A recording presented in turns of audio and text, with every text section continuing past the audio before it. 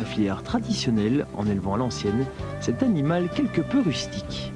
D'ailleurs, notre slogan, c'est « Nous replaçons le porc ardennais dans son milieu naturel ».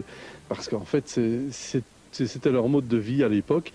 Et je crois qu'il ne faut rien chercher, on n'a rien inventé, tout a été inventé avant nous. Et nous avons des leçons à prendre des anciens. Et voilà le résultat, en tout cas, ça marche.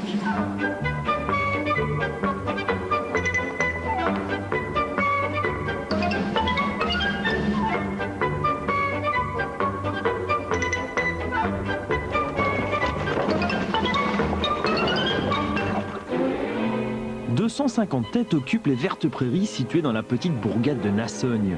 Plusieurs sortes de porcs vivent ici en communauté, des races nobles choisies spécialement par l'éleveur afin d'obtenir une qualité irréprochable. C'est un croisement entre le Duroc, le Landrace et le Piétrain. Et le Duroc amène les qualités viandeuses, le Landrace amène les qualités maternelles et prolifiques, et le Piétrain amène la viande, la forme. Donc c'est un très bon compromis et ça donne une viande d'une très grande qualité, et notamment au niveau charcuterie aussi, des gras qui se travaillent très bien, très fermes. D'un caractère plutôt curieux, le porc passe le plus clair de son temps à fouiner, ici et là. Pour les nourrir de manière traditionnelle, André Magerotte a ressorti les bons vieux livres d'époque afin d'y puiser la connaissance relative à l'alimentation de ce type d'animal. Froment, pois protéagineux, sels minéraux et vitamines sont au menu de ces fins gourmets. Des gastronomes qui n'hésitent pas à creuser la terre afin d'y trouver d'autres types de casse-croûte. Ils mangent également à l'extérieur, ils mangent pas mal d'herbes, surtout en été évidemment, mais même l'hiver, ils continuent à manger un petit peu d'herbes, des racines, des vers, etc.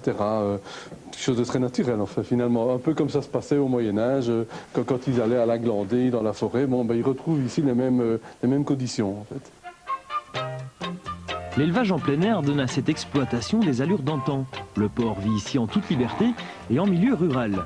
Son refuge s'inscrit d'ailleurs délicatement dans le terroir, un détail que n'a pas négligé l'éleveur.